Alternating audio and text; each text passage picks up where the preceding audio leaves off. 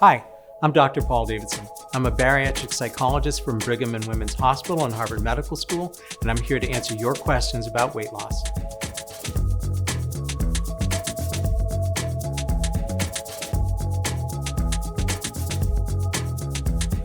So, how do we apply mindfulness as a tool to help you with weight loss? There are a lot of different things that you can be doing. So, one of the first things that I always encourage people to do, take time with your meals.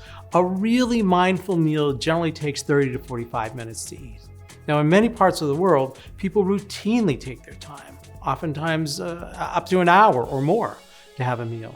In the United States, that's one of the things we're not so great at. We tend to rush through things. We're not mindful. We see a meal as something we just have to get through to get on to the next thing. So mindfulness applied to eating involves taking your time.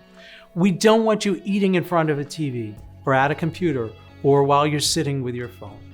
The goal in being mindful is to focus on the food, the taste, the textures, the smells, having the sensory engagement in the present moment so you can truly appreciate what you're eating and enjoy every single bite.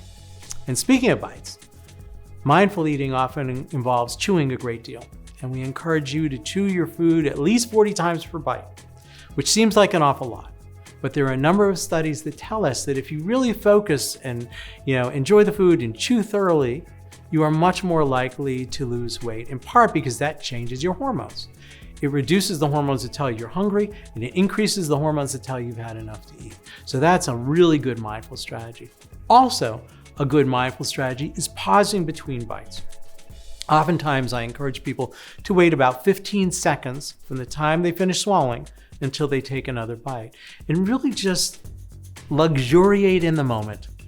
The idea is to just enjoy the time, and this slows things down and allows your natural hormones to work to make sure that you're getting the proper amount of food in.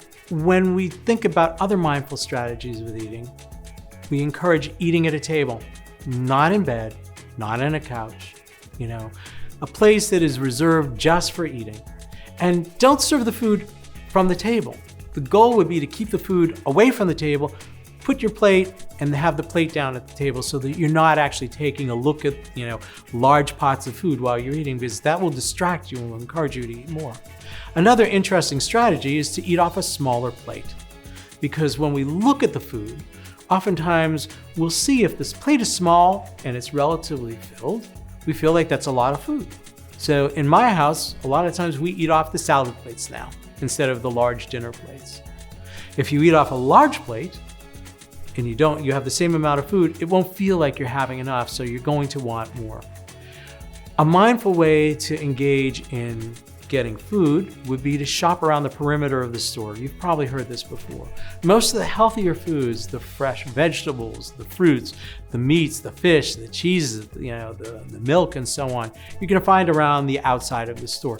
Most of the center aisles will have a lot of the carbohydrates that may not be quite as healthy, a lot of the more processed foods, so that's a good thing. Another thing that's a great mindful skill is to start to experiment with new foods or try different seasonings and just get pleasure out of this.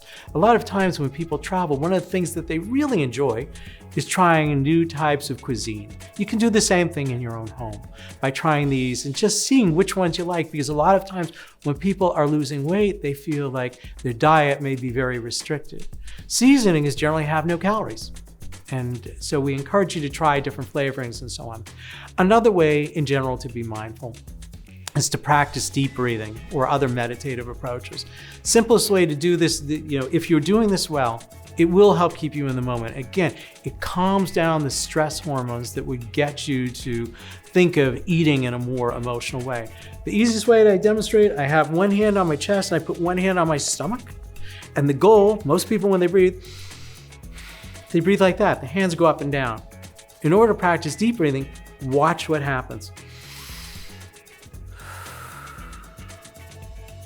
Only the stomach is moving out. I think of trying to fill a balloon when we breathe in, and this helps to calm the entire body down, and this, for many people, decreases mindless eating habits.